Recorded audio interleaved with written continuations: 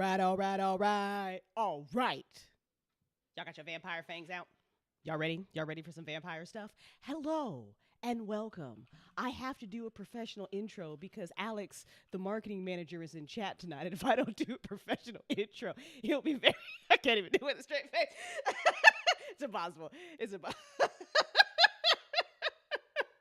What's up, y'all? If it's your first time here, welcome. You are with Tales of the Forgotten Fiction Network. I am one of the co-founders of Tales of the Forgotten Fiction Network, Crystal Storm. That is my real name.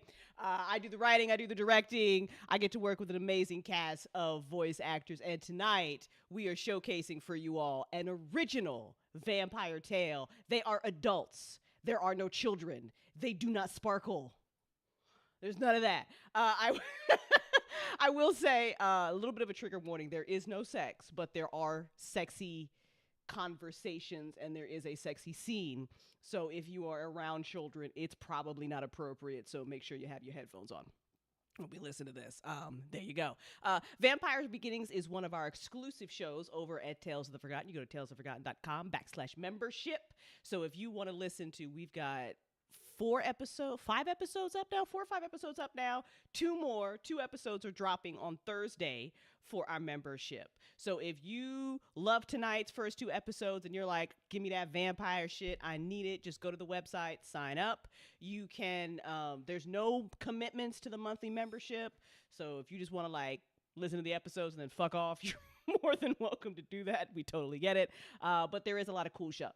There is a lot of cool things in our memberships. So we would encourage you to sign up. That is all very hard to say. I will also say that our membership tiers are going to be changing at the beginning of the year. We're messing around with those a little bit. Still great content, still going to offer you guys exclusive shows and whatnot. But we are going to make some things available like Vampire Beginnings, but not until the beginning of the year. So if you want to listen to Beginnings now because you're impatient and it's so amazing as you will hear, then you're going to want to go ahead and just sign up for a membership. Do that shit. Do that shit. Why are you mad that it's adults? So as we always do, after the first 2 episodes, we will then be joined by the amazing cast of voice actors. Boise is here. Regal is here. I think Alexa is going to show up at some point. I'm not sure. We might have some of the other voice actors that join us for the after show. So come with your questions, come with your comments, and we'll just have a good time. Maganda's here. See, Alexa's here. And we're going to have a good time, and we'll chat about the episode afterwards. That's it. Y'all ready? Y'all ready for like adult vampire shit? Y'all ready for that good? Oh, you're mad? No. Okay, listen, Mystic. Oh, I got a biscuit. Okay, hang on.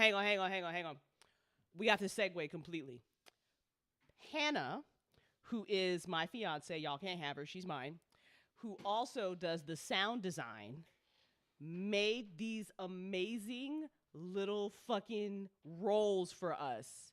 And everybody in this household is now like, these are crack. I'm pretty sure she put the blood of children in here and didn't tell us because this is crack. We can't stop eating them. Like, she makes them and then they're gone. So, Mystic, to get back to it, y'all can't have the biscuits either. Those are for us. Kels is here. I love it.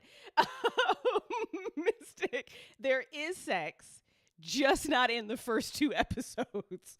So, yes, unfortunately, there's only one sex scene in Vampire Beginnings. It's not Tales After Dark. I'm sorry.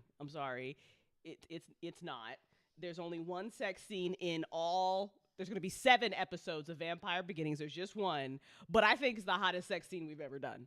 And I know that we did 30 minutes of a fucking sex scene in Tales After Dark. It was just the whole episode is just sex. There's 4 people. Okay, everybody needs their turn. But I think it's the hottest one. So you just gonna have to either wait till like January or sign up for a membership so you can hear the sex scene. Cause they did a good job. I think they should get a balloon cause they did a good job. First no smut, now no, it bangs literally. See what Kel said. She can send me some to make up for the candy court. You right, Tiana.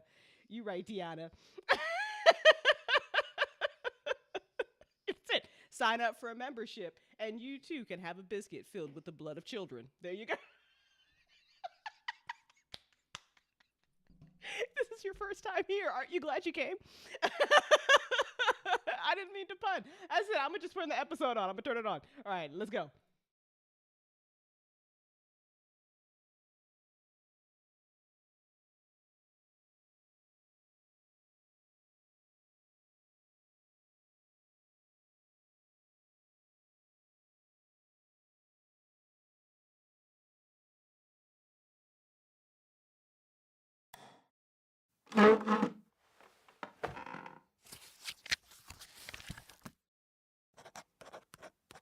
Strange. I always thought it strange that humans and vampires existed so close to each other. On not one, but many different planets. Biological necessity, perhaps? Set aside all expectations. Erase what you think you know about the relations between vampires and humans.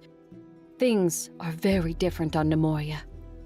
If I'm to tell this story properly, we will separate the truth from the lies, and you'll just have to decide if I'm a reliable narrator or not. The sunlight, yes, it hurts us if we stand in it directly. I have enjoyed many a day under the shade of trees, on the rare occasion I miss the light. But the night is our goddess, the day our destroyer. We do not burst into dust instantly, but prolonged exposure weakens us, blisters our skin, negates our magic and strength. It happens fast. 10 minutes at most, and we fall into a coma we may never wake from. 30 minutes of prolonged exposure, and we die. Our hearts beat. We are not dead. We are different. We live for thousands of years. The oldest recorded vampire on Nemoria was 27,000.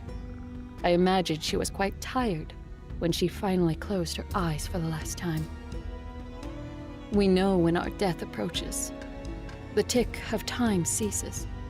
We say goodbye to our loved ones, find a plot of dirt and bury ourselves in it. Then we cease and return to the planet that has given us so much. I have always seen my reflection. I adore garlic. I have no children because I despise them, not because I can't have them. If you drive a stake through my heart of any type of material, I will likely die. It doesn't have to be wood. You'll simply have to be fast enough to do so. Some of us can shapeshift, and vampires are born with different abilities. But other abilities can be learned.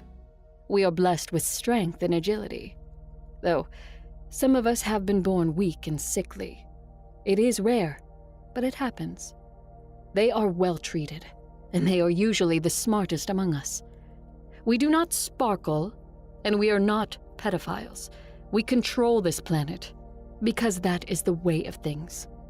We trade with other planetary nations, we explore the galaxy in our interdimensional traveling vessels, and the majority of us avoid the Milky Way galaxy at all costs, because there is no reason to go there. It is a silly backwater place of unevolved fools. And yes, we survive on blood. We can eat other things.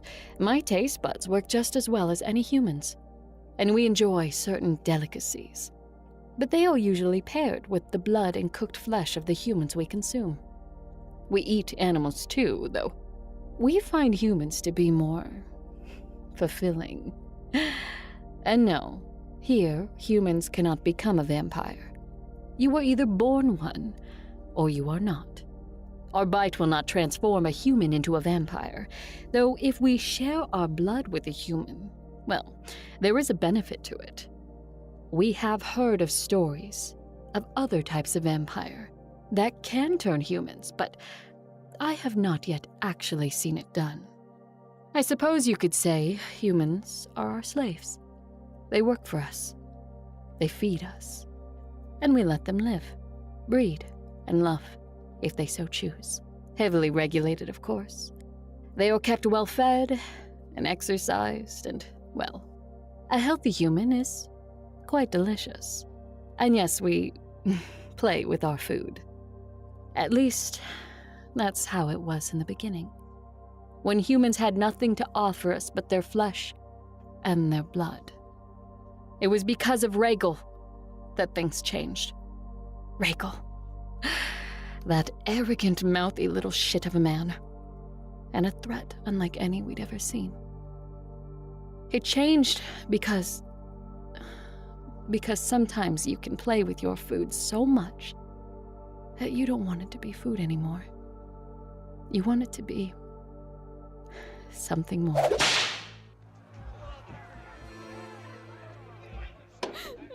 Look alive. Your new mistress approaches. Enough, Uso. The clan of Sora has fallen. They waged war, and they lost. All that was once theirs now belongs to me. That includes all of you. Set us free! The first words that asshole ever spoke to me. A demand. Him. Making a demand on me. I'd conquered so many vampire clans over centuries, I'd forgotten their names. I'd fought in 3 different wars, one to protect this planet, 2 others elsewhere because after 2,000 years, what else was there to do? And here he was. This squishy, dirty, mouthy little shit, demanding freedom. Shut your mouth, you little... Wait, Uso. You think you deserve freedom, human? Yes. We'll never become more than your dinner if you don't let us free. Let us free to try. I'm sorry. I just... try to be what?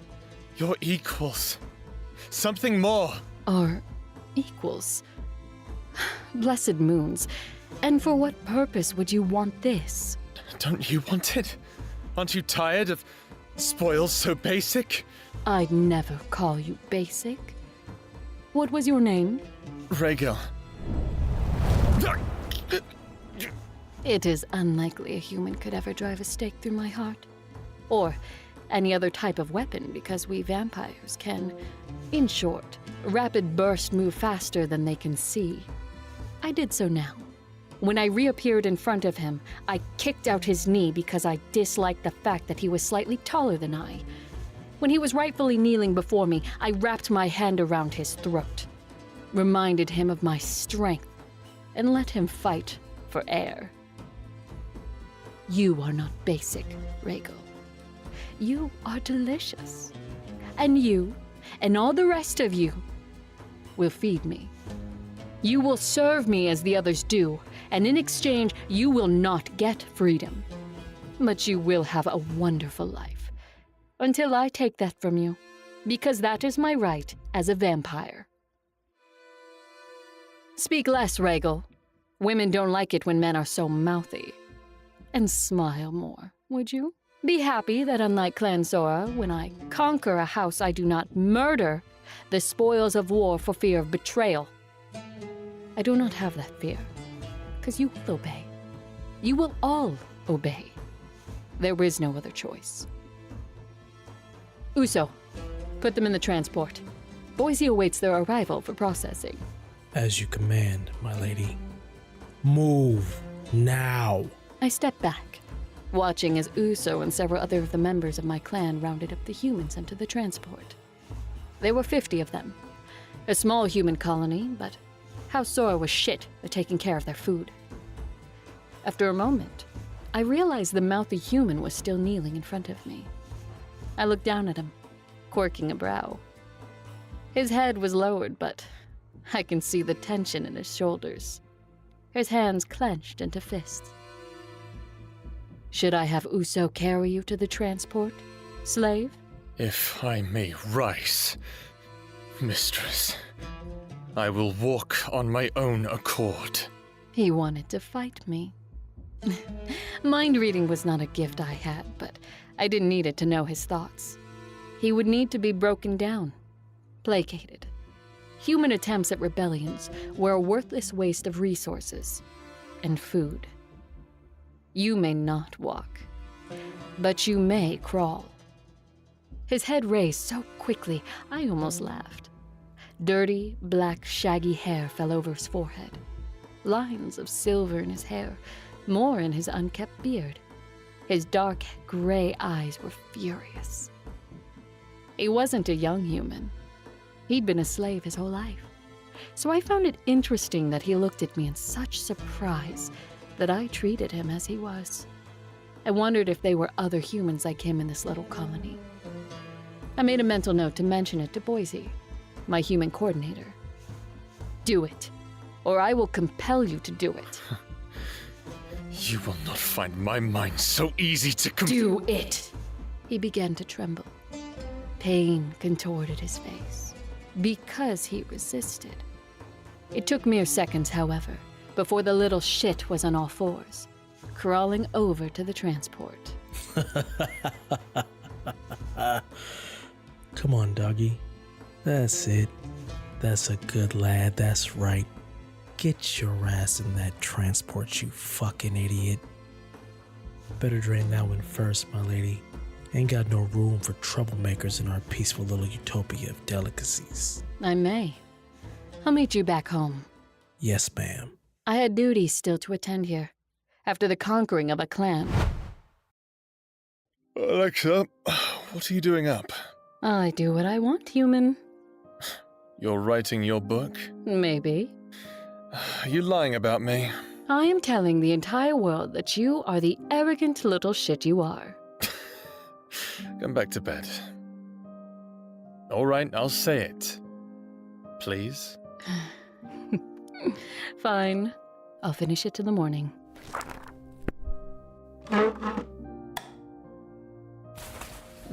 See? Isn't that better? It's adequate. Do I get to write a chapter? No, you lie. And you don't? No, I don't. Come on, one chapter. If you started where I think you did, they should know what I really thought about you. And what did you really think of me? Oh, I hated you. You should let me do it. Oh, by the light of the moons. Fine. One chapter. One. Yes. I'll start by describing how voluptuous your vampiric breasts are. And your fangs. Stop talking. Immediately. Compel me, mistress. I can do better. Oh, Alexa.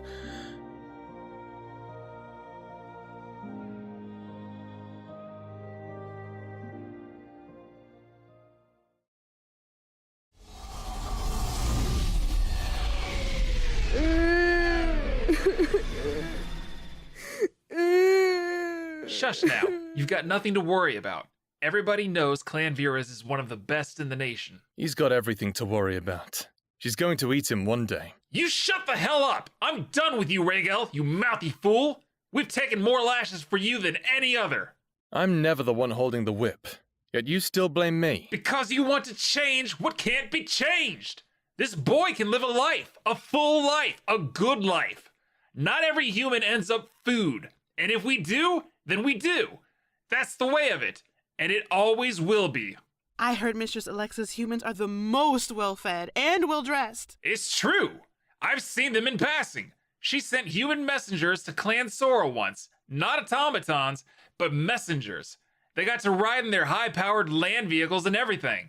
Stay at the bottom long enough and people will take any scrap that becomes available. As much as their conversation pissed me off, you were right about Alexa. Her clan was well managed. Her humans treated as fairly as they could be, I suppose. At least, that's what everyone said. We'd never left Clan Sora's land, so we didn't actually know. She could be worse than where we'd come from. It wouldn't surprise me. And damn the small minds of my kin. Damn them for not believing me when I told them what I'd seen. What I knew to be true.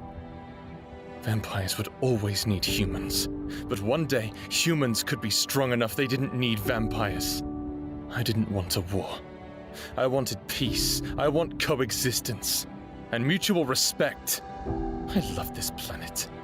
And our status in the galaxy. I didn't want to leave, and I didn't want to die in a senseless war either. But I wouldn't be a slave forever. And I wasn't going to die weak and helpless under the fangs of some fucking bloodsucker. Not even the great Alexa.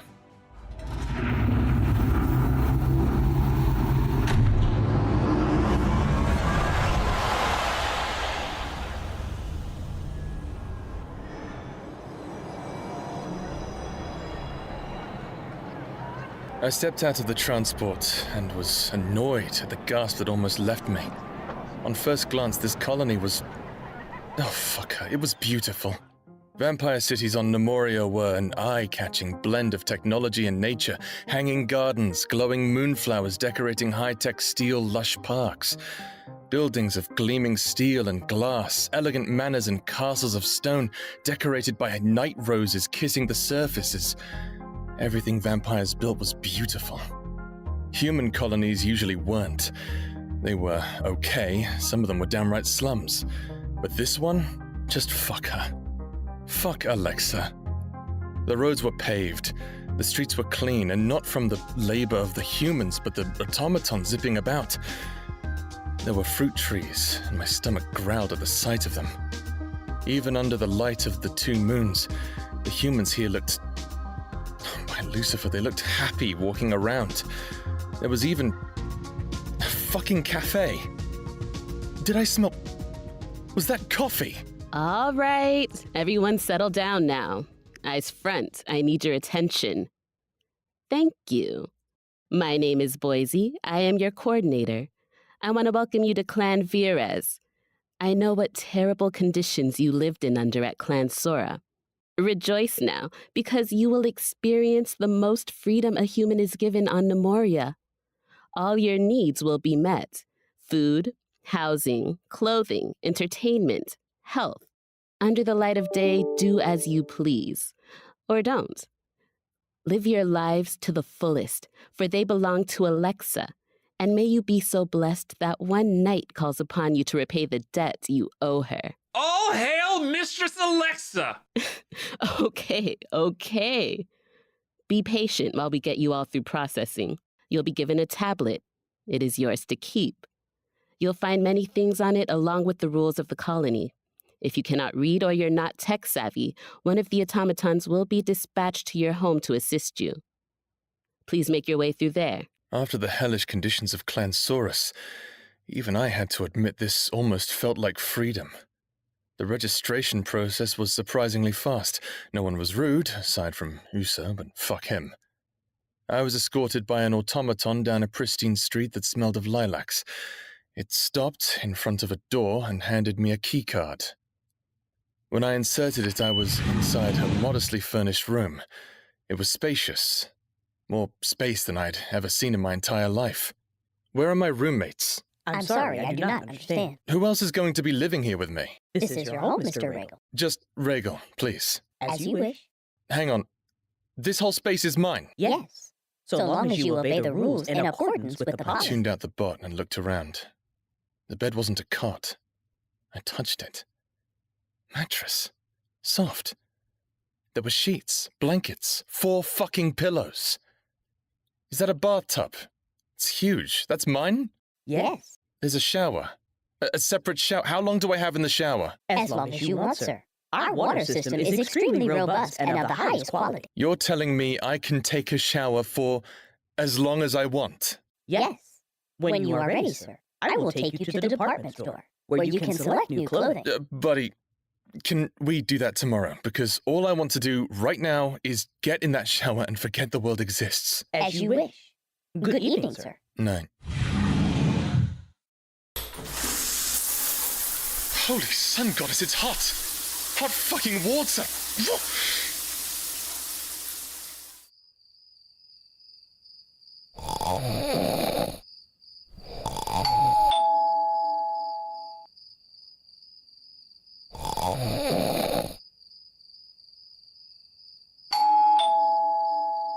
What the... I'm coming.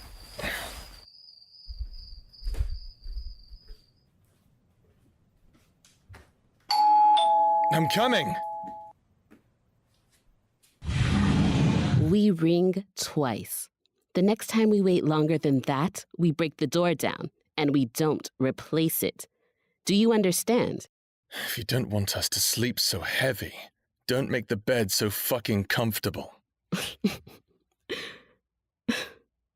Be careful, Regal.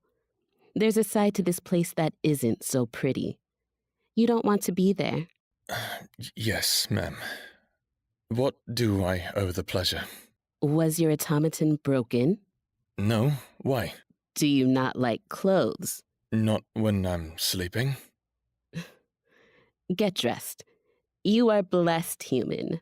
Tonight the mistress requests your presence. My heart raced. Both fear and because... Never mind. Fear. Just fear. And I hated my fear. I hated the power these vampires had over my life. My face must have given it away because Boise started laughing. Yeah. All that bravery usually goes away when this part comes. I don't know if you're going to die tonight, Rhaegal, but I do know it's better that she feeds on you. Me? I don't care if it hurts. So hurry up. I didn't have a choice. I threw back on the dirty pieces of shit clothing I'd been wearing before. Boise rolled her eyes at me. I followed her into her fancy land vehicle, and we flew towards Alexa's manor.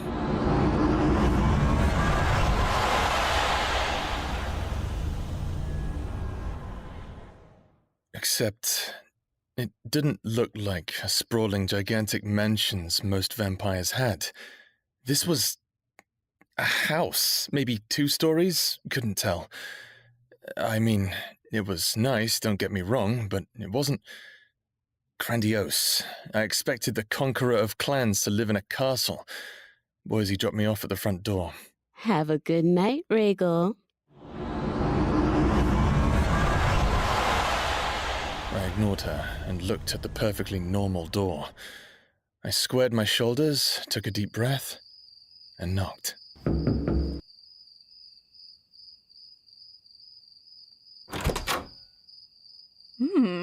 Aren't you cute? Even if you don't have any fashion sense. Sorry, the shower was too good to get out of. Oh, you're new. How cute. I'm Isbay. My pronouns are they, them. And you must be Rhaegal. Yes. Did she talk about me? She handed me a tablet with your name and picture on it. Come on in, honey. Thanks. I'm he, him. Cool. This way. Fuck me. Alexa must be some kind of hedonist. We'd heard about those types of vampires, the ones who like to mate with their humans. This was a little more than that. The room smelled like... I wasn't sure, but it smelled good. There were maybe 10 people, 3 vampires, the rest human, and they were all doing... things. The sight of it turned me on, and that pissed me off. It wasn't enough that these fucking vampires made us their food. Alexa wanted us to be their whores as well. She had another thing coming if she thought I was going to degrade myself like that just because of a comfy bed and a hot shower. Can sense a thing, you know. Excuse me? You look mad all of a sudden. You're not? You're okay with this? People having a good time? Is it? Or maybe we just don't have any other choice because we're slaves. Now, honey, calm down. I know you come from a backwater human tribe, but it's a little bit different here. Yeah, I bet. Hey, we all know we're gonna get fed on one day. You might as well have a little bit of fun before then. And our crew up here? They all wanted to be here. Trust me, plenty have said no or just left when they were done. There's no repercussions. Oh, so this is where she draws the line? Gives us a choice? So nice of her. You've got a whole lot of trauma you need to work out, huh? They're vampires, honey. What are they gonna do, not eat?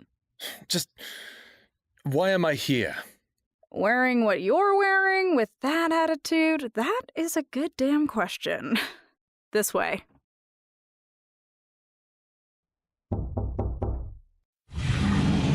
Alexa, baby. Rhaegal, aka Mr. Attitude, is here. I hated Alexa. I hated her so intensely in that moment because never, not once in my 36 years had a vampire feeding on a human ever looked anything but barbaric to me. But this didn't look like death. This looked like... Oh, fuck her. Alexa, conqueror of clans, one of the oldest vampires on this planet, was kneeling between a woman's legs. I'm guessing it was a woman. I didn't ask her pronouns just then. I watched Alexa lift the woman's leg over her shoulder. The woman's breath was hard, not in fear, and she moaned when Alexa ran her tongue along the inside of the woman's thigh. She moaned louder when Alexa bit her. Now, they were both moaning, and I hated them, and I hated her, and I hated how tight these pants were, and why didn't I let that automaton take me to the store? You just wait here. I'm sure she'll be with you in a minute. Have fun. She still hadn't acknowledged I was there. The woman was still quietly moaning, and I think Alexa was too, though much quieter. Finally, Alexa stopped feeding, and I watched her tongue glide over the woman's skin again, catching the small droplets of blood, nuzzling the wound she made, a wound that began to slowly close until there was no evidence of it. Fuck, how? Clan Sora had taken a cruel kind of pride in marking us when they fed on us. There was not a human from that colony that didn't carry the scar of their fangs.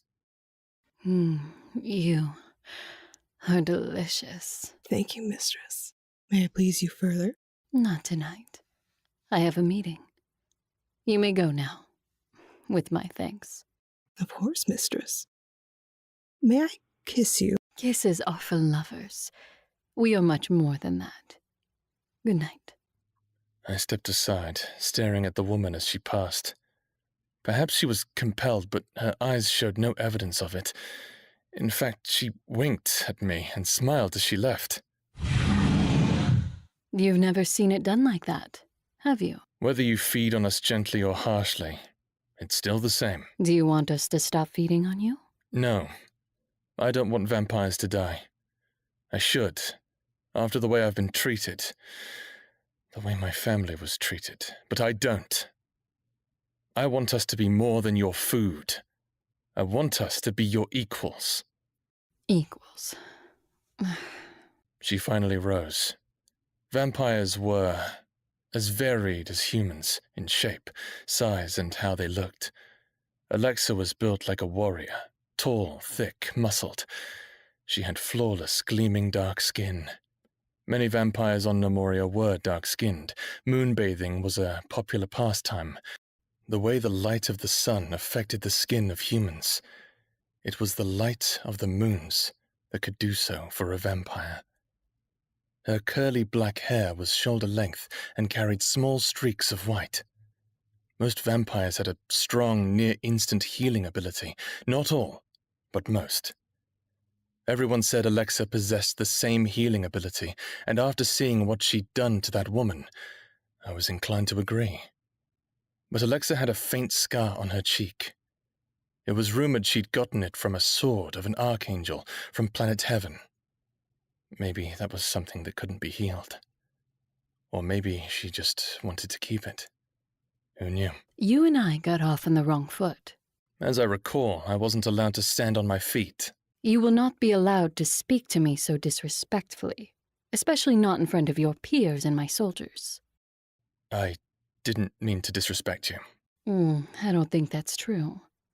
I think you're a man who will cross many lines just to see if he can. Do you blame me? No. Uso thinks I should drain you dry.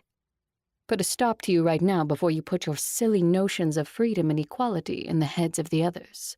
I'm flattered he thinks I'm so dangerous. Flattered is not the emotion you should be.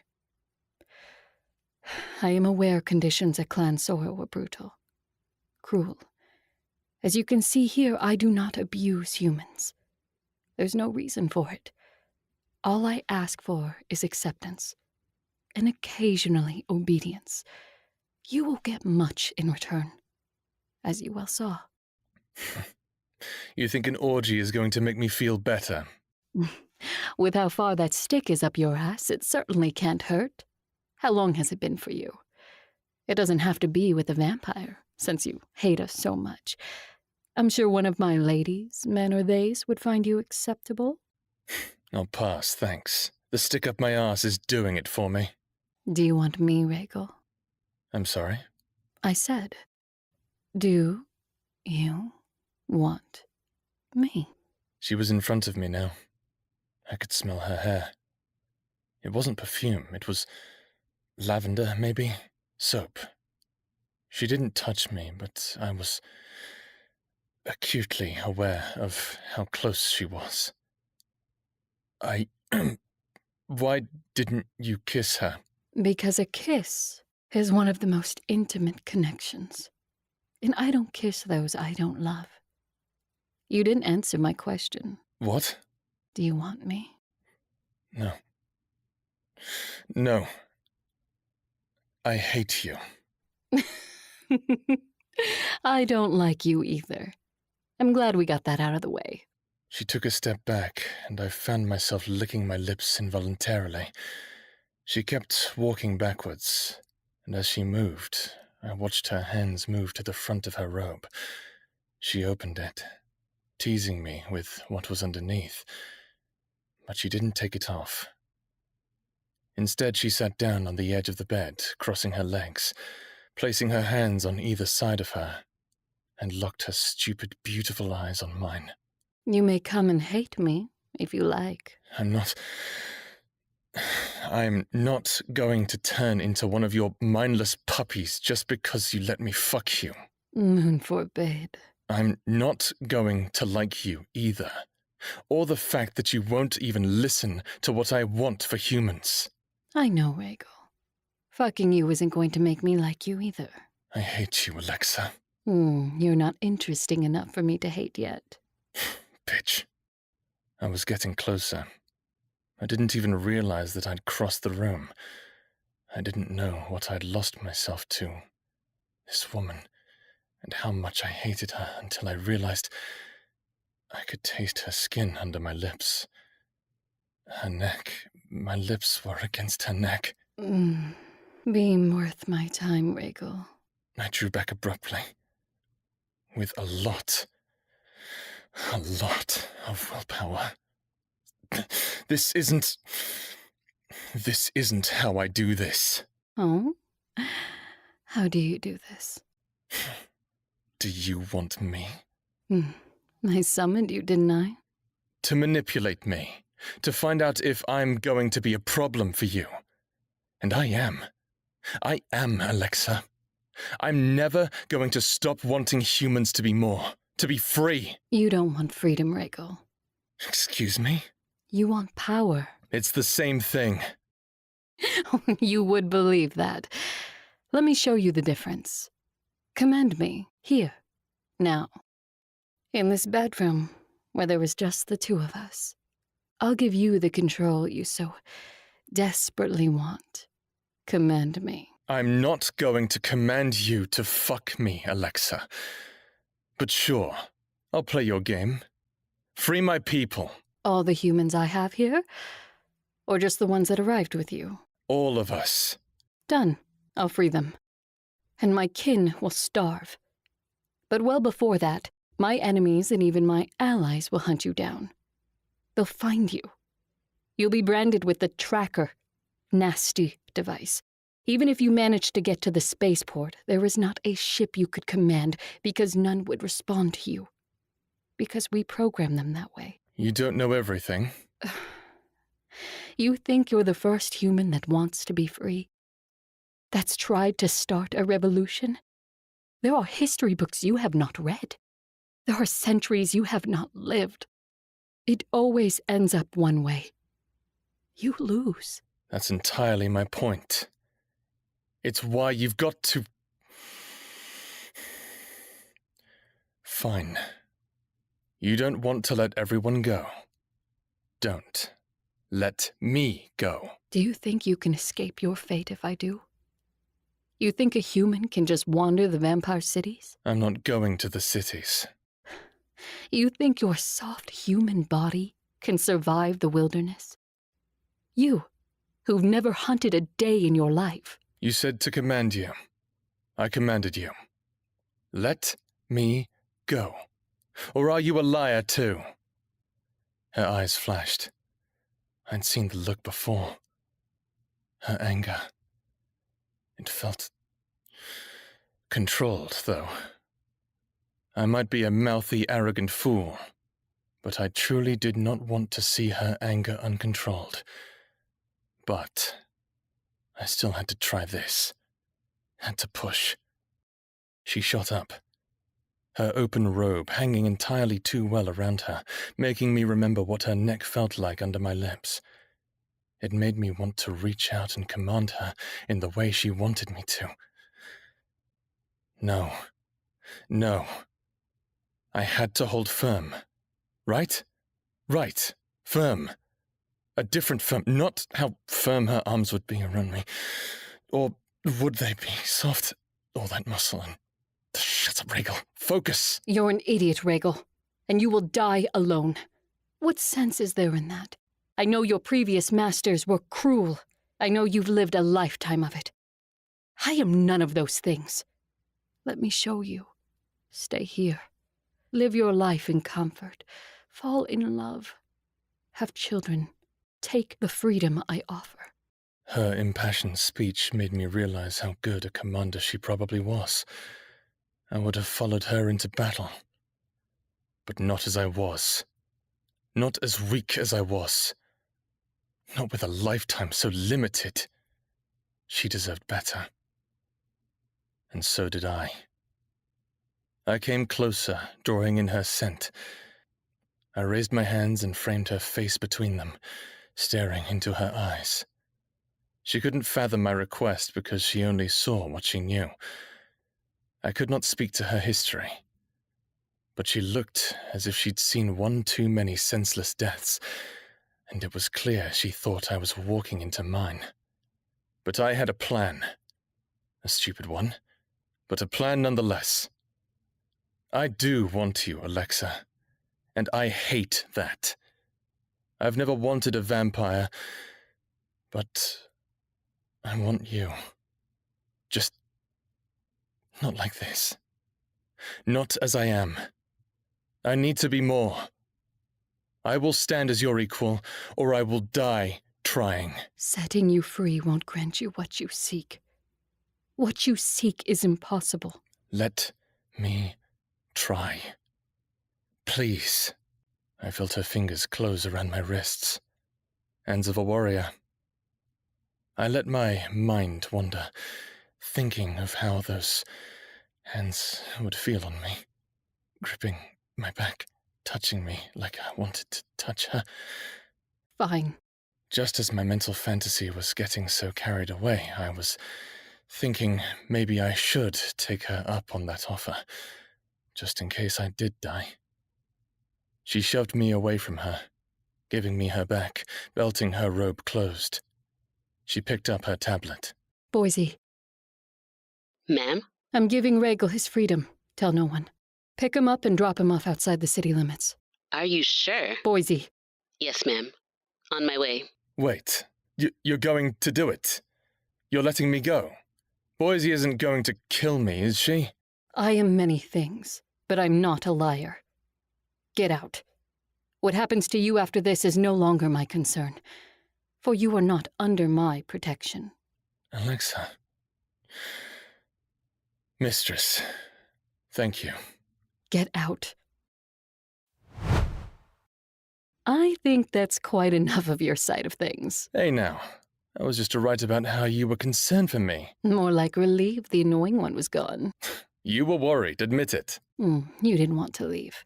Admit it. You did look good in that robe. Other men jumped at the chance to get that robe off. Other men don't get you all to themselves. Maybe they should. How dare. You're mine now. I suppose. After what a colossal pain in the ass you were to save, it's only right I should have claimed you forever. We are in agreement. Come here and kiss me. As you wrote, I don't kiss those I don't love. You love me, Alexa? I am helplessly in love with you. Kiss me.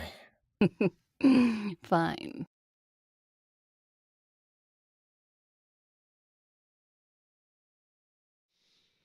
I think Mystic is so mad at Regal right now, y'all. Like, bro, listen. Mystic, it's really funny that you wrote that because I think that's the first thing that Regal says in episode 3.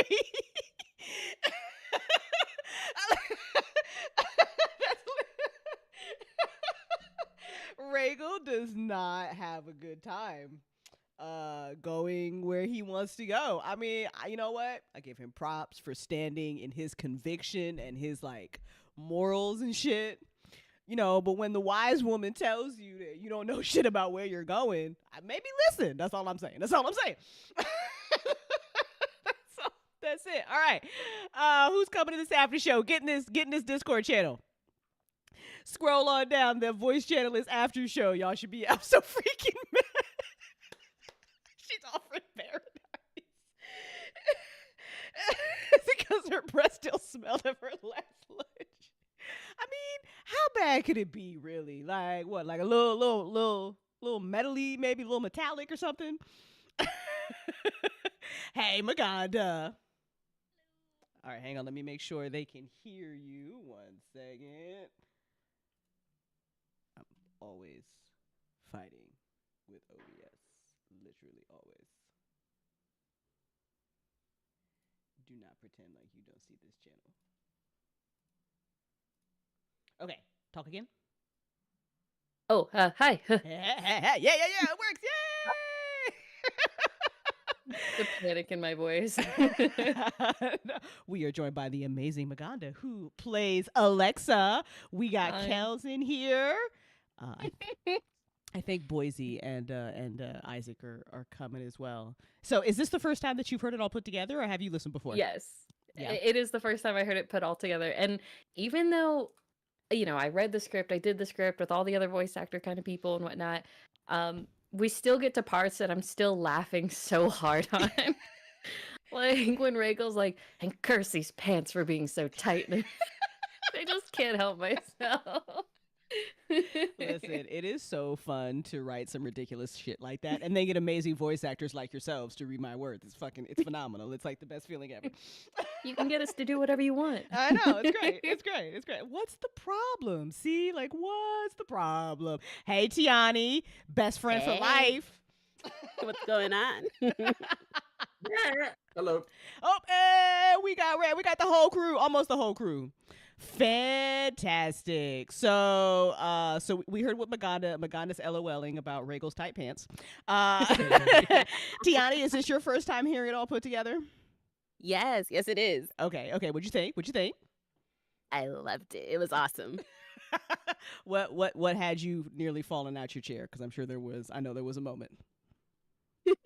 Let's see. I don't know. I feel like just because I really do have Boise's reactions when I'm hearing Regal just complain, I'm like, come on, bruh. Like, you trying to complain? Don't complain about this. You know, you think he'd be grateful, but no. Like, it's crazy. It's crazy. Isaac, what about you? Is this your first time hearing it? No, actually, I saw it on the official website. So nice. This is actually my second time re-listening to it. Fantastic. I think I didn't see the second episode though. I only saw the first one. You definitely chose the best lines from the audio. Yeah, there's just a little trailer, just a little teaser trailer on the website that we put together. Mm-hmm. Yeah, we You can. never chose best. I think my favorite line's still got to be when the stick bit. Oh yeah. The stick bit. That's my favorite bit, easily. When I was writing that too, like I'm thinking that this is like the sex scene is gonna come early, and Regal is like, "No, I'm not gonna." And I'm like, "What do you mean you're not gonna?" I'm like, "What do you? What? Kels, do you have this problem when you're writing for characters? They're just like, nope, I sure am not, and you're just like, it's a bit of a conundrum there." So I don't really know what to do with that. So let's introduce y'all, because this is your first time on a Tales of the Forgotten after show, and I think it's lovely. So Maganda, tell everybody who you are, all your voice acting creds. Like, just go for it. Just pimp the shit out of yourself, please. I know Everything. Yeah, like I'm yeah, on the spot all of a sudden. Yeah, your whole resume. No, I'm not just kidding. Just give me the cliff notes. Okay, my name is Maganda Marie. I am a voice actor, obviously, I guess. I play Alexa, and you can see me in a lot of different weird indie things in video games and stuff lately, like Fear the Spotlight and Jawbreaker. Ooh, and you are a streamer as well, right? So they can hang out with you while you play video games? Oh, yes, I do that as well. Oh, yeah. That's phenomenal. That's super. So I have a question because of this picture. Is your booth that yellow? No, that was actually at a like a photo shoot studio thingy that was in Seattle back when I lived in Seattle. Oh, cool. Yeah, it was really fun. It was really cute. And I really like that photo because not a lot of people have photos that are like, you know, a bright pop color. Yes. I will have to get a proper headshot eventually, but until then, I want to have that yellow. Yeah, you rock it. You do a good job. I will tell everybody that every time we do live studio sessions with Maganda, her cat wants to make an appearance, which is adorable and phenomenal. It's great. Like we had, I think the last one before Alexa was saying some really emotional lines, and she was so into it, and then all we hear is scratch, scratch, scratch, scratch, scratch. Oh, don't forget the one time I was doing a line, and then I was like, you all like, what happened? I was like, my cat got its claws in my butt. It was great. I have amazing bloopers from Vampire Beginnings because of Maganda and her cat. And I'm not going to add context to any of them. It's just going to be a blooper reel of you saying shit and then just cursing. Just me in a proper line, and then suddenly me here turning around just going, you little shit. Yeah. Literally that. I could be talking to Regal. You never know. It's true. I mean, that's also true. that's I love their relationship. It's phenomenal. Speaking of Regal, Isaac, tell everybody all about you. Hello. Yes. My name is Isaac. I'm a VA. What a surprise. A lot of people know me as Good Boy Audios. I usually do it's called ASMR, but technically it's not ASMR. It's just audio role plays on the internet on my own channel. Got my own characters and stories. Do it all myself, except for some of the other voices. Let's see. I post funnies on Twitter, and I stream sometimes. I love that voice actors are just as awkward as like we writers and stuff. It just makes me so happy. happy. No, absolutely. It's phenomenal. Although I feel like I'm on both ends because I do the writing as well. So it's like, there you go. Oh, so I've 2 times the awkward. Well, you guys kill it in studio sessions. Like you never know, as everyone said. See, and I don't pre-plan this chemistry. We've just gotten really fucking lucky with these shows, or I'm secretly a genius when it comes to casting. I'm gonna say that I'm a genius. I'm just gonna say that I'm a genius. I'm a genius at casting. It'd be like that sometimes. Yeah, it'd be like that sometimes. But yeah, they got great chemistry. They don't even know each other. It's phenomenal. Tiani, world's best friend. Tell everybody about you.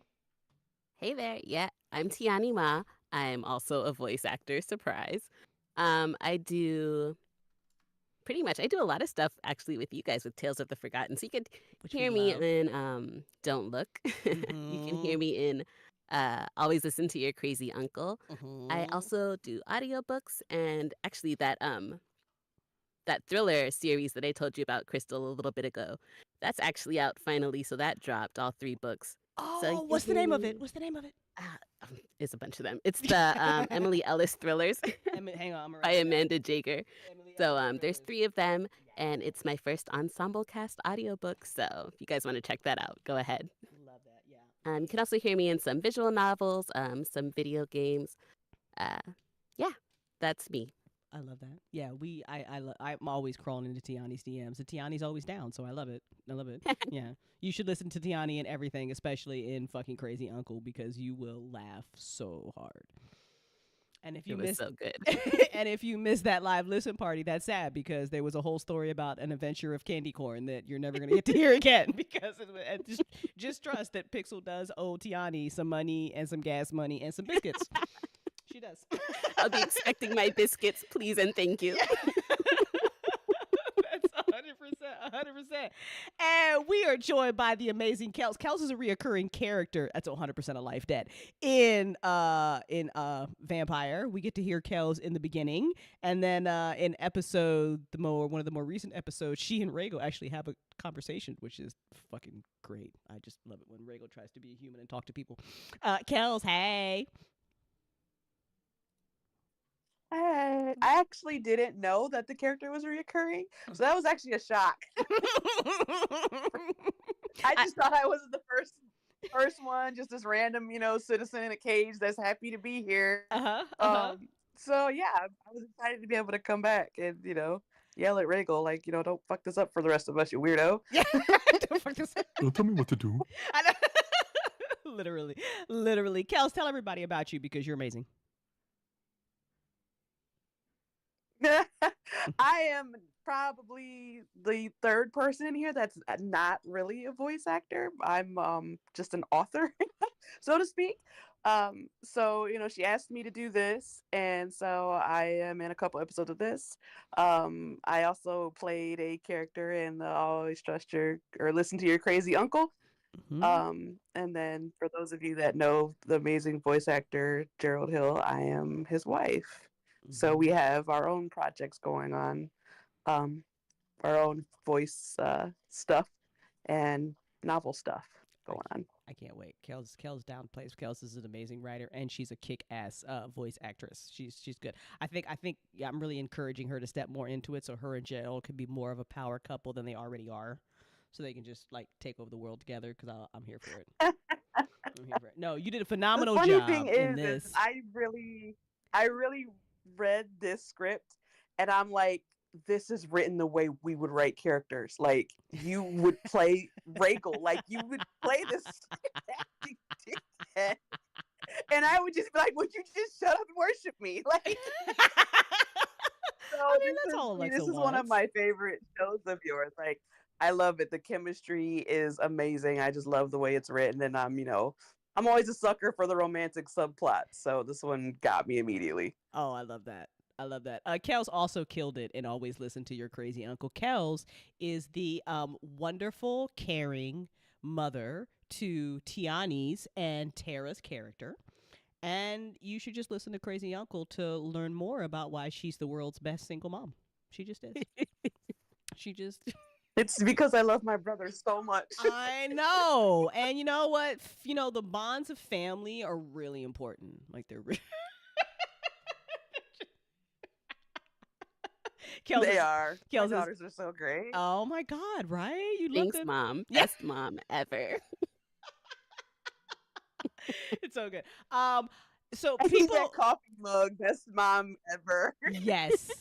You know what? We need arts. We need art. Speaking of arts, by the way, another shout out to the amazing Gerald Hill who did the cover art for Vampire Beginnings. Talent is just, man, that man is just way too talented. It should be illegal.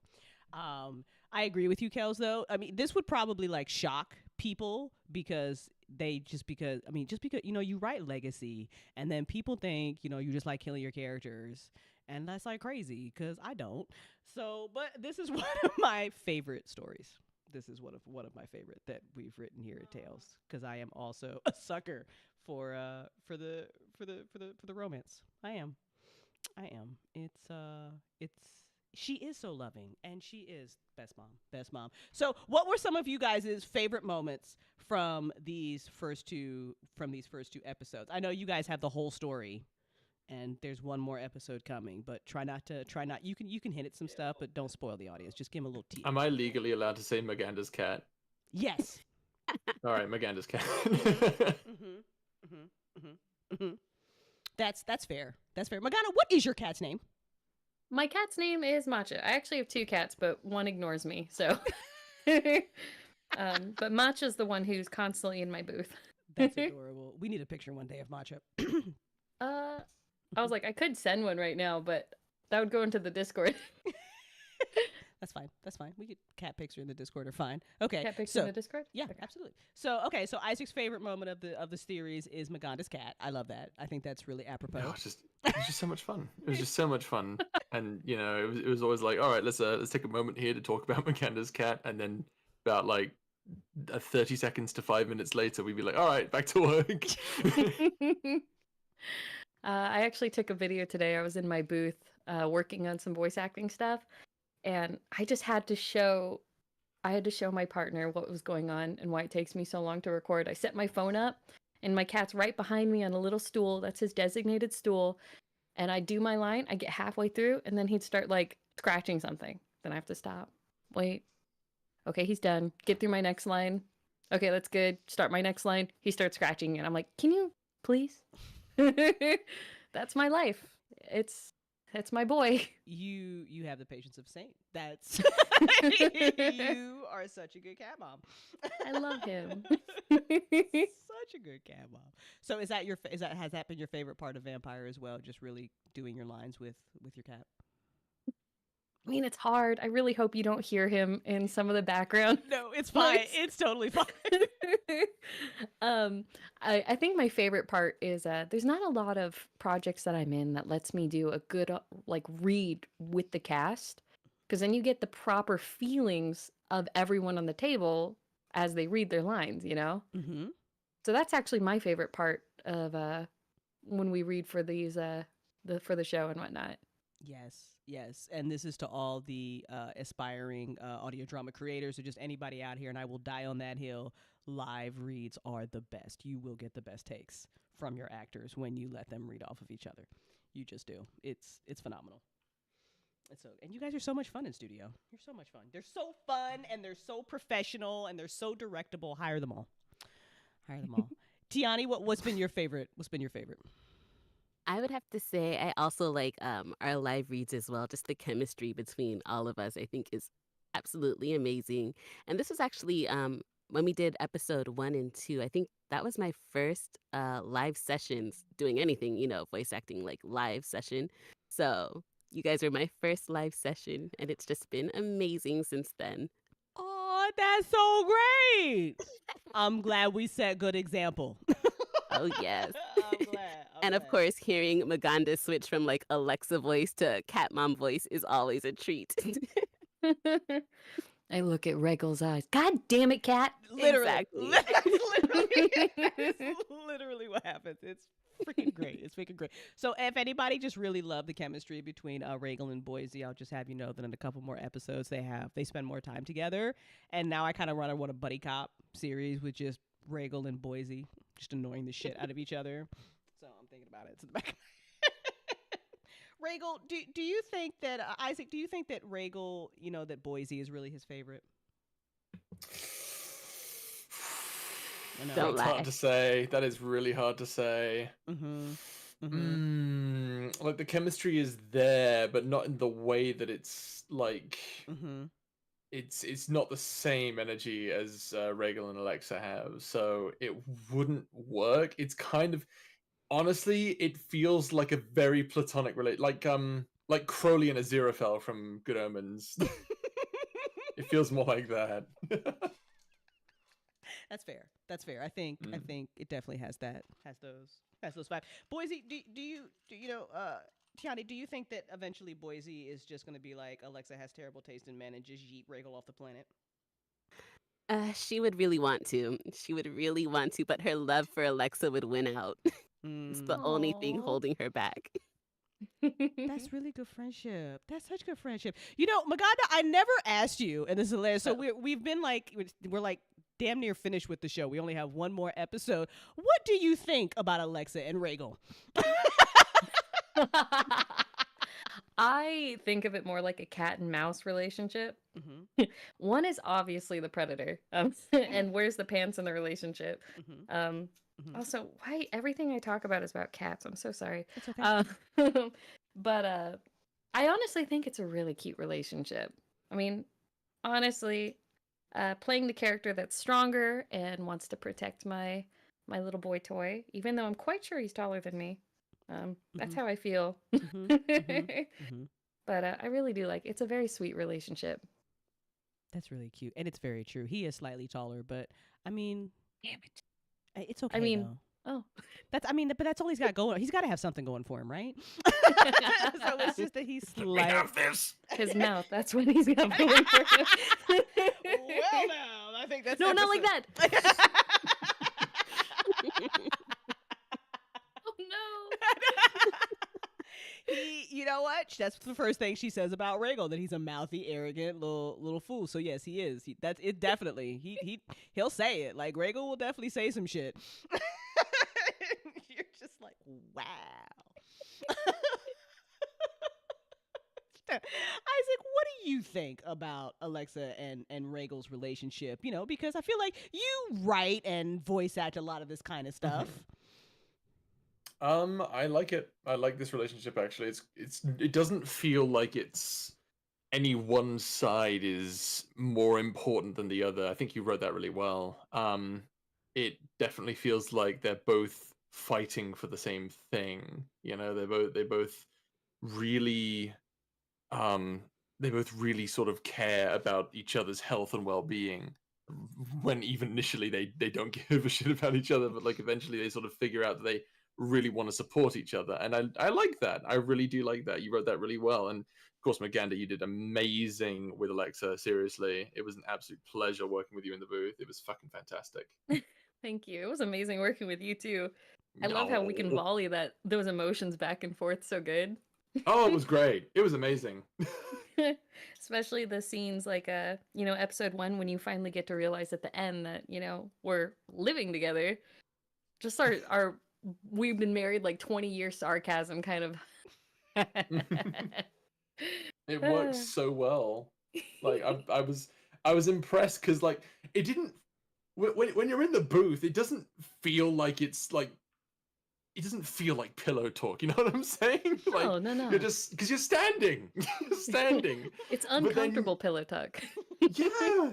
You think it would be like you think it would sound a bit weird, like, oh, it sounds too grandiose to be pillow talk. But no, it sounded amazing. It actually sounded like you were there. I could feel it in the bed. It was incredible. No, it was great. Let your voice actors have fun. That's all I'm going to tell you, because they will pay it off in spades. Just all of them, even you, Kels, especially you, Kels, because you don't give yourself enough credit as a voice actor, are insanely talented. And I always let them just read first before I give them any notes. And a lot of times I'm like scrambling to be like, well, I should probably say something. But they just do so. They just nail it. They just fucking nail it. So kudos to you guys for being such a pleasure to work with. You make my job hella easy. All I gotta do is write the damn thing, and then I give it to y'all, and y'all just go crazy with it. Kels, I know that you're a freaking fan of this Bridgerton shit. Tell me, what are some of your favorite moments from episode 1 and 2?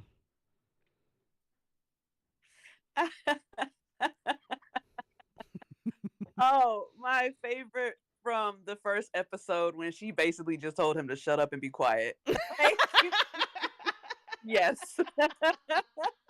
And the second one was when he walked in expecting it to be this hellish sinkhole, but it's like a flourishing city, and he's just so pissed off. Isn't it great? Isn't that great? Like, God damn it, I'm gonna be so happy here. just mad. I love it. I mean, like, I got 4 pillows. How dare you? Do you think like, that he threw one out the window? Just salty like he did, like, grab one pillow and just threw it out the window because fuck Alexa. He threw it at the wall, and then he was in there cursing at this hot water that he can use for however long he wants, and he damned his soft mattress and blanket. He cussed at everything in the house just so that it knows that he's not happy being here, but he'll use it because, it's a necessity or something. Right. I just love that attitude. Making coffee, like, fuck you, coffee. These are the best coffee grinds I've ever had. It sucks. Little spoiled brat. This poor dude. Poor dude. I know, it's terrible. Tiani, what would you love to see happen? Because I know you got, but what would you love to see happen towards like the end of Vampire Beginnings? Because I feel like we've got a pretty unique take on a vampire tale here, So what would you like to see happen at the end of this? Oh man, I know. That's a hard one because it's just it is so good so far, And yeah, it's not like the normal sparkly vampire crap that we usually are exposed to. Thank goodness. I don't do that. But I grew up on Lost Boys. Yeah. I think, I don't know, I like the way Alexa and Rachel are going right now. Boise has to stay the same. I'm sorry, Boise has to have the same disdain that she has for Rhaegal from episode 1. She's just gonna carry that through. There's no changing. I'm sorry. Rhaegal just pisses her off with his foolishness each and every time. That's not gonna change. Slight acceptance will occur, but sorry, Rhaegal, it's just not gonna happen. I'm gonna spoil this just a little bit because it lives rent free in mine and Pixel's head, and this makes me so happy when voice actors say lines, and then me and Pixel just walk around the house saying them all the time. This really happens. I'm not even exaggerating. But there's this line where you did it so fucking well, Tiana. You were like the queen of this. You said it's gonna eat him, and your fucking tone when you said it just. Just the way Boise was just like, hello. Like, it's so good. It is so good. Tiani is like the queen of like those dry, sarcastic, like one line, like you are a fucking idiot and I'm laughing at you. It's so good.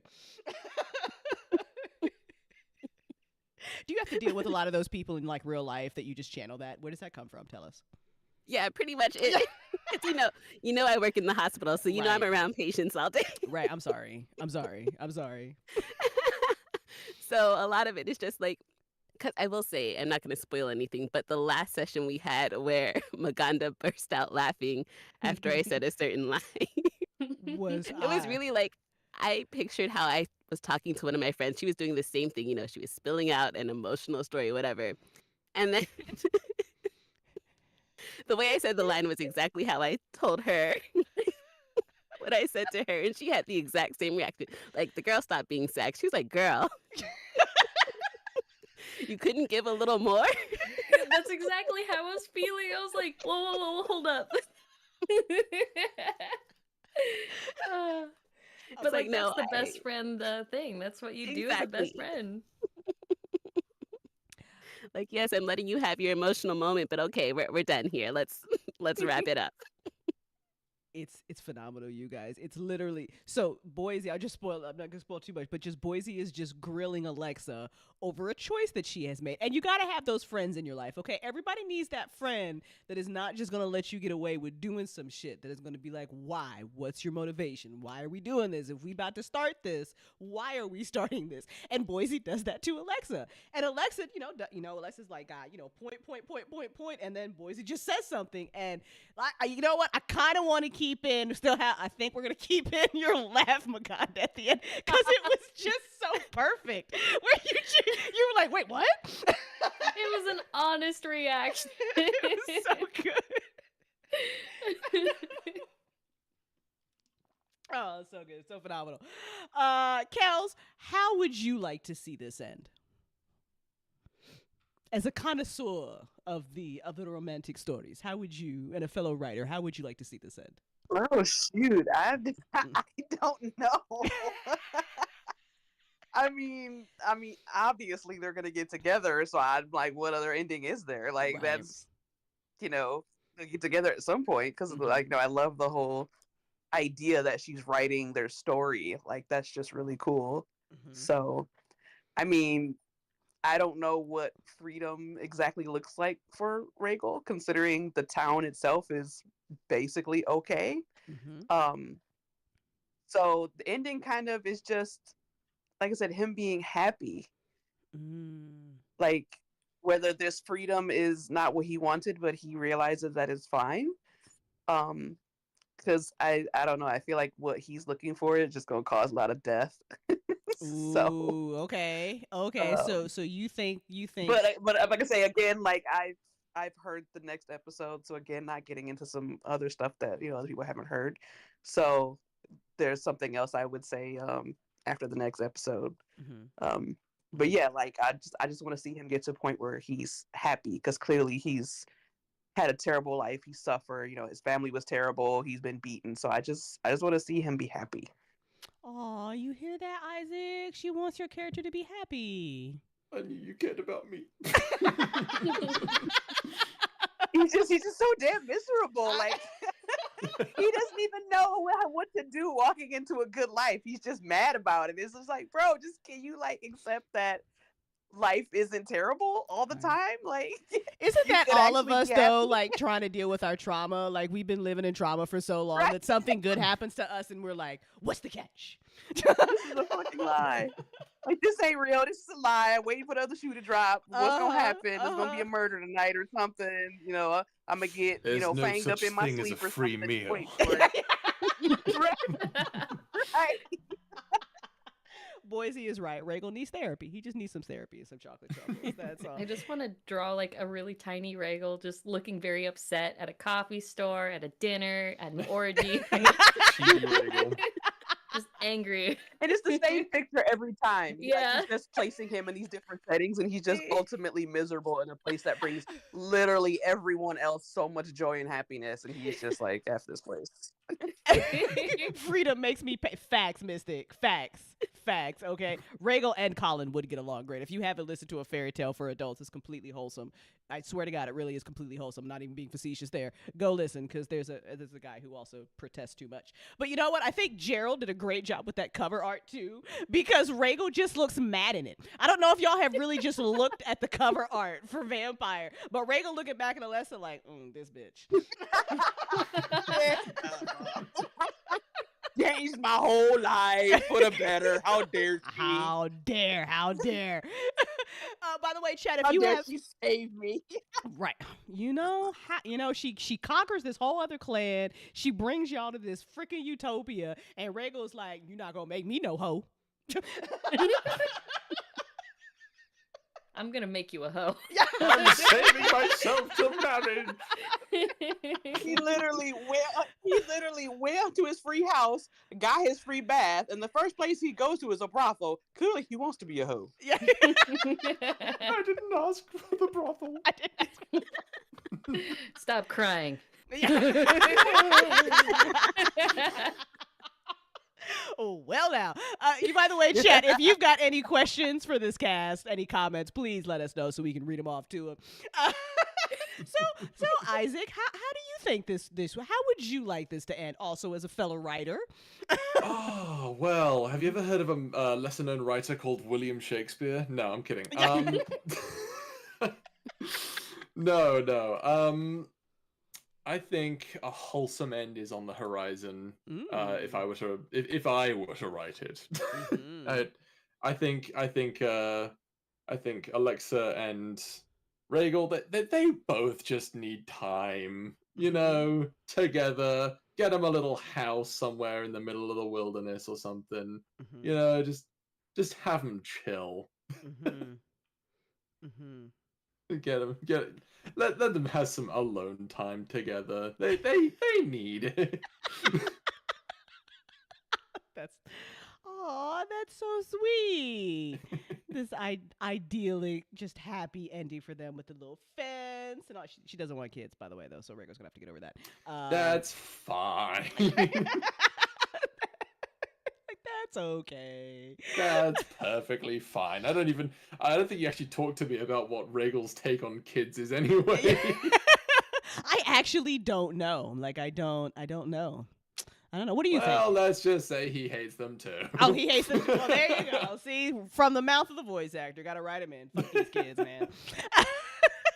My God, now how would you like to see this ending for Alexa? She's lived a long time, a lot of war. She's got some good stories. What do you think? So I'm not a writer at all. I'm terrible at writing. So as a terrible, terrible writer, I'd probably do that thing where it's like everything was a dream, and actually like Regal was just in a sexual coma for like 6 months, and everything is just in his head. That first night, you didn't say no that first night kind of thing. And turns out you just got into a coma afterwards. That was just too good. In the brothel the whole time. Just kind of drooling on yourself in a corner. I want to write this just for the LOLs. I'm not even gonna lie, like just for the LOLs, I want to write this. I'm really bad at writing, but like honestly, I'm on the same level of I just want everyone to have a good life, because honestly, knowing some of their backgrounds, I'm like, come on, y'all. I just want y'all to hug and kiss and like not just between, Regal and Alexa, like everyone. I want everyone to have a good life. But that's just me being a happy person.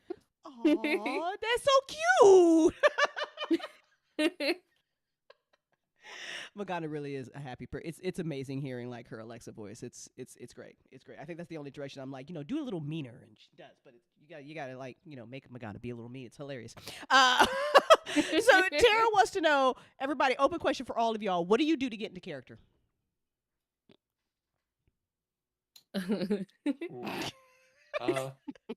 Well, if I were to take Rhaegal, for instance, I think I took a class with the wonderful Karen Strassman, and one of the things she suggested to all of us, because it was a class, was that when you are getting in tune with the character, one of the things to do is just sort of put yourself in that situation.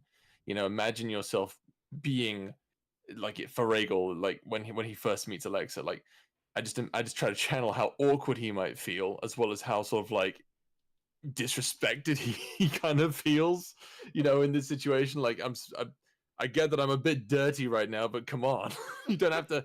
I thought it was supposed to be a formal meeting. You're doing the stinky in front of me.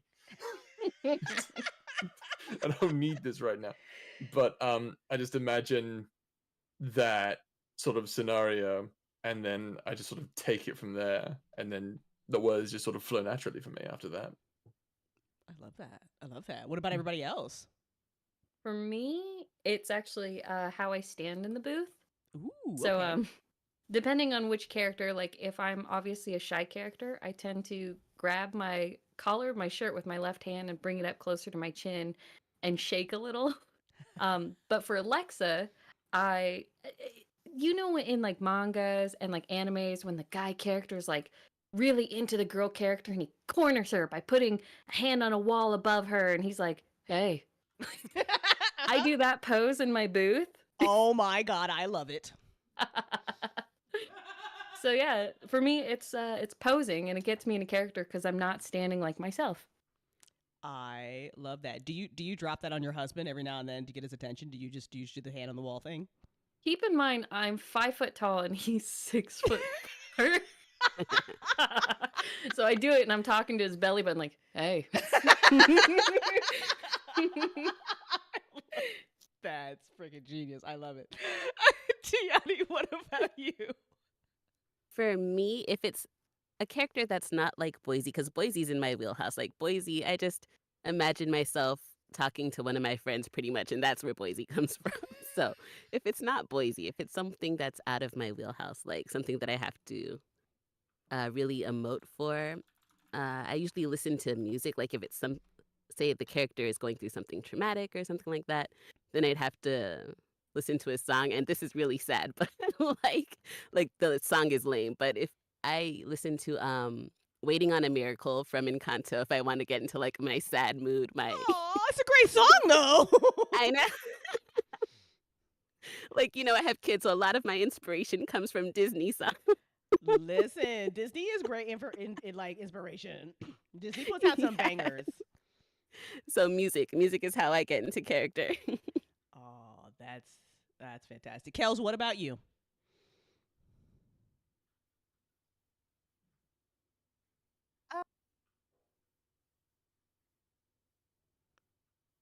Did we lose you? Are you thinking? No, we lost Kels. But Kels reacted to Do the you hear me now? cat fitters. We can hear you now. There she is. Okay. I keep forgetting it's push to talk, so I'm just like,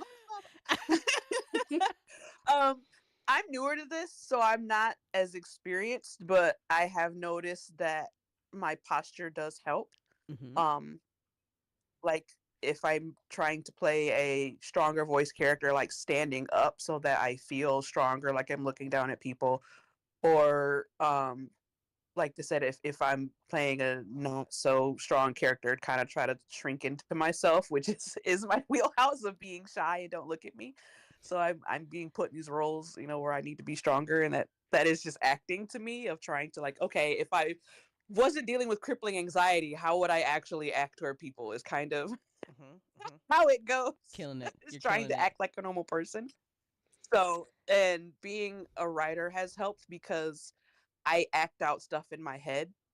Like, I don't notice I'm doing it, but like as I'm writing, I'll make faces, I'm gonna tilt my head, or I'll, and so I'm constantly kind of acting out characters.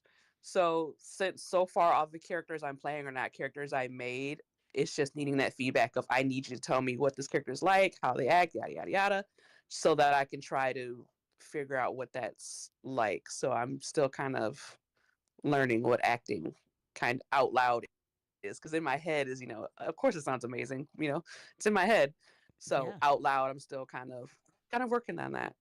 I love this. I love this. All right, so for Vampire Beginnings, we have another question for the audience. Where did you draw your inspiration to take the characters in the direction that you did? I know, Tiani, it's a lot of music for you. Is there anything else? Like I said, for Boise, especially with her interactions with Alexa, a lot of it, I picture myself talking to one of my very close friends, and like, our interactions tend to sound pretty similar. Not, of course, like, oh, yes, ma'am, that type stuff. No, Right. but like just how we talk to each other and how Boise and Alexa interact when they're in their own, moment and they're having the best friend talk.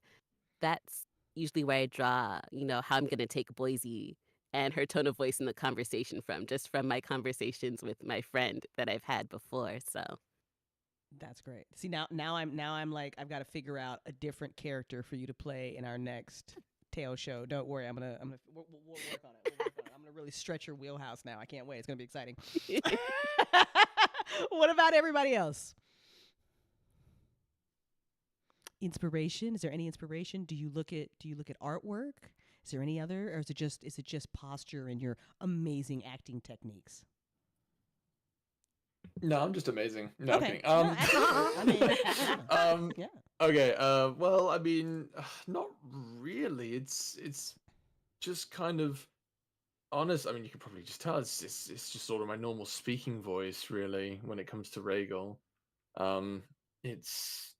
It's fairly straightforward for me. I mean, granted, of course, there's whenever it comes to I always add a bit of like dramatic flair when it comes to Rhaegal's lines, of course. But generally speaking, no, I just sort of tell myself to have fun with it, and I do. I love that. I like the simplicity of that. That's fantastic. Maganda, what about you? I'd have to agree on the same sort. Me personally, I find when people are looking for certain characters and they describe them so perfectly, and I'm like, okay, I can do that. And then I, adjust my body a certain way, pull from memories, like kind of how I'd feel about this. This character, straight up, I was like, you know what? I'm just gonna Dommy Mommy this and see if it works. Mm-hmm. And it worked. So, as you all know, I am a short person, so I really like to pretend I'm a tall, strong figure, but I'm actually very shy and small in real life. As So. someone who is 4'11", short people unite. You killed it. Yeah. Good job. Good job. Yeah. 5'2", yes. yes, short people. Yes. Wait, you were gonna hold dummy on. mommy that. That's fantastic. Hold on. Okay. Hold on. Mm-hmm. So me and Gerald had no idea how short you were. Healy just screamed out, "She's 4'11". We cannot comprehend how short that is. You're 6 foot. So when you say 4'11", I'm like, I'm pretty sure one of my kids is 4'11". You've got to be kidding me. Listen, yeah. You know what? I volunteered at the YMCA. When he hugs you for the first time, kids are taller than me. When he hugs you for the first time, you're gonna be on the stomach. Story of my life, Kels. It's the story of my life. Everybody's taller than me, okay?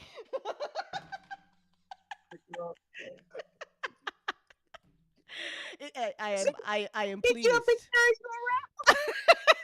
Listen, he can. That's fine. I love piggyback rides. That's fantastic.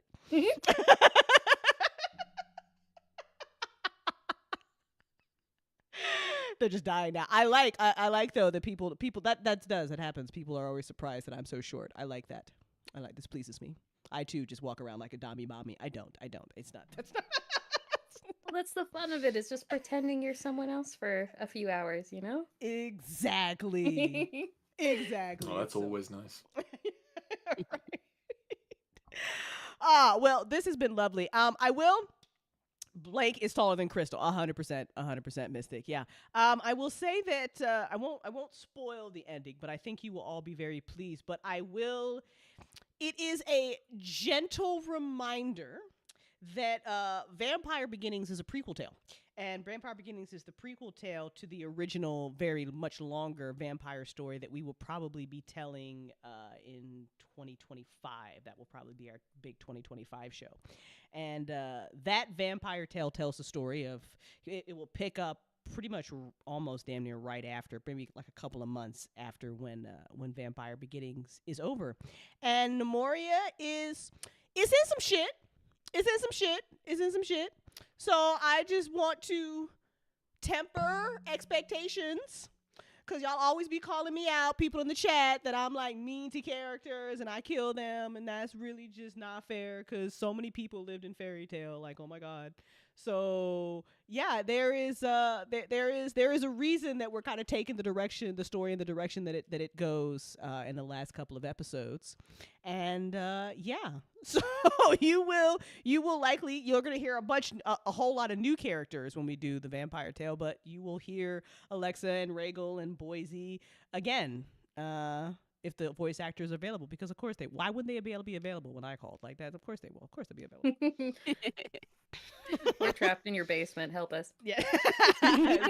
Do not help them. They are well fed, because healthy voice actors are delicious. Like, come on.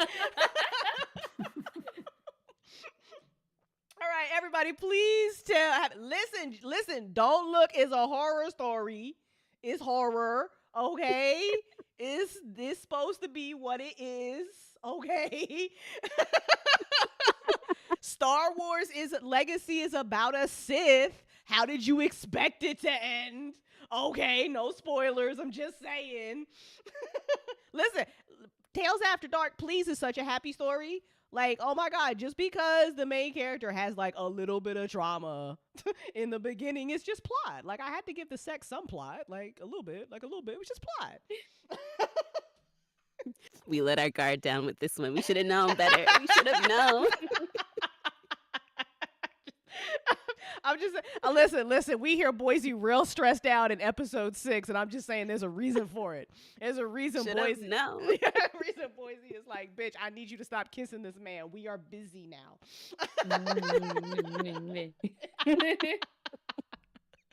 All right, sure. Listen, Mystic. That was plot, and please, goddammit, there was like 2 whole episodes of plot. And then there was whatever, is the whole different show. Anyway, all right, please tell everybody where they could find you. Tiani, start with you. Tell everybody about your audiobooks. Tell everybody, like, your website. Please pimp yourself out. Yes, you can find me on voicebytiani.com. You can also find me at Tiani Ma on Twitter or X or whatever we're calling it now. But you can also find me on Audible. I have 5 books out and a couple more that are still pending review. So if you guys are into audiobooks, feel free to look me up. I'm usually doing some science fiction or, murder thrillers because, like Crystal, I guess, happy endings are just few and far between. I'm trying to write more happy endings. I really am. I'm like, this is a problem. What's wrong with me?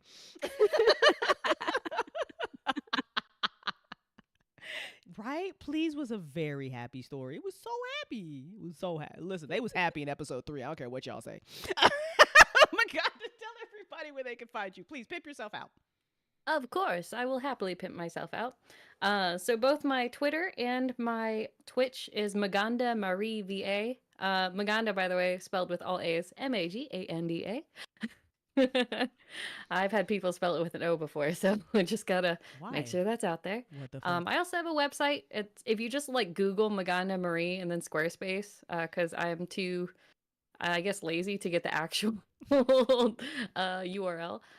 You can even find that's like my little portfolio and stuff. And if you go on Instagram, it's just Maganda Marie.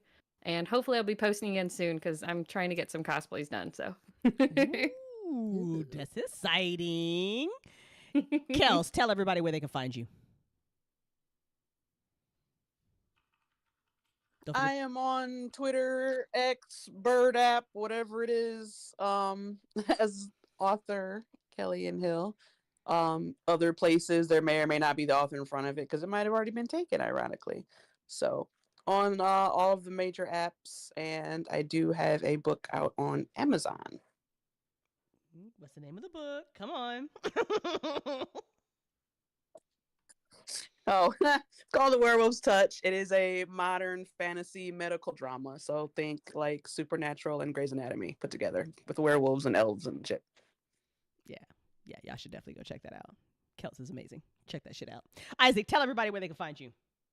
Okie dokie. I am on YouTube, Twitter, and Tumblr at Good Boy Audios. Yes, the name is incredibly misleading, but that is why I have as many subscribers as I do. But let's see what else. I'm also on TikTok at approximately 72 horses. Yes, that is the name.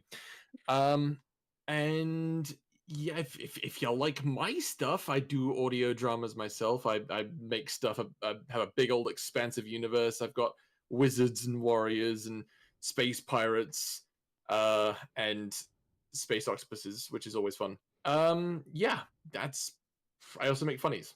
So yeah. There's that. Can we just circle back for a second to your TikTok name? Why is it? Yes. Yeah, okay. Why is it approximately 72 horses? Yes. Yeah.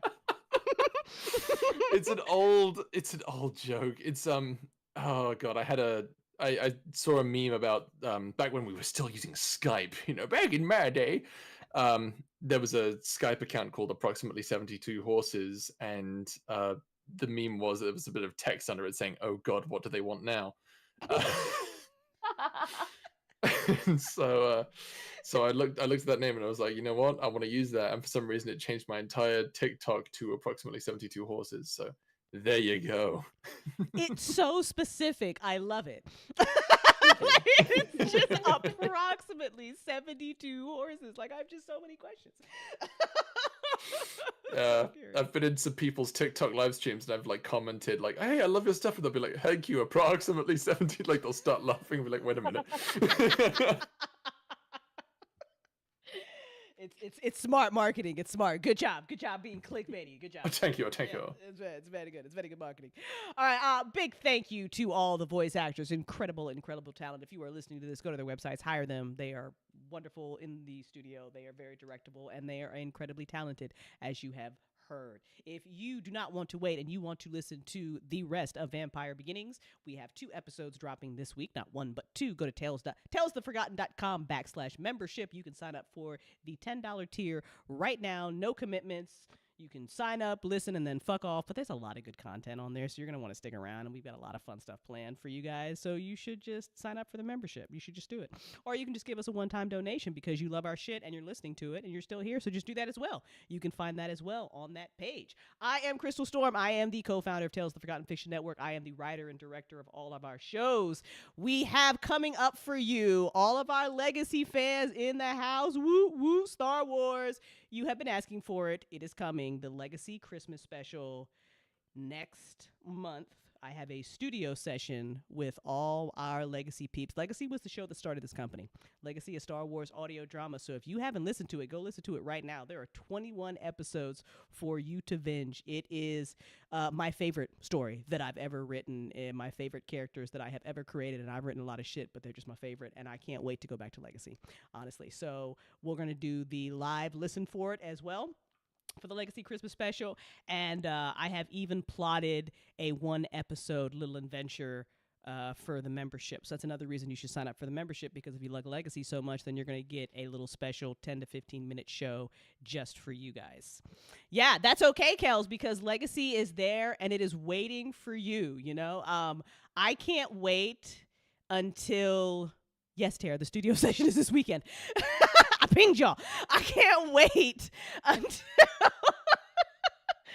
until we have like a big studio and I can fly all the Legacy voice actors out and we can do it again. Because it was like our first, we got a whole bunch of brand new voice actors doing it, like myself included, and it would just be amazing for us to to just remaster Legacy and do it again, and I can't fucking wait. And then we'll tell Disney that it's amazing and they should buy it from me and pay me mad money because it's better than The Last Jedi. I said what I said. Okay, that's it. We're gonna leave now. Bye, you guys. Have a great night. Thanks for hanging out. TalesOfTheForgotten.com membership. Okay, bye.